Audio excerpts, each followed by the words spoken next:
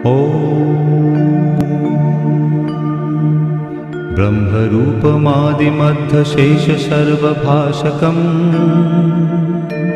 भावषट्कहीनरूपनित्यसत्त्वमध्ययम् वाङ्मनौति गोचरं च नेति नेति भावितम्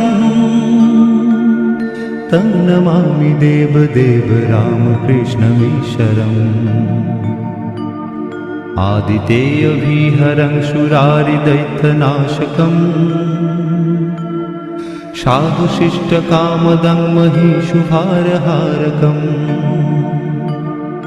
सत्मरूपतत्त्वकं युगे युगे च दर्शितम्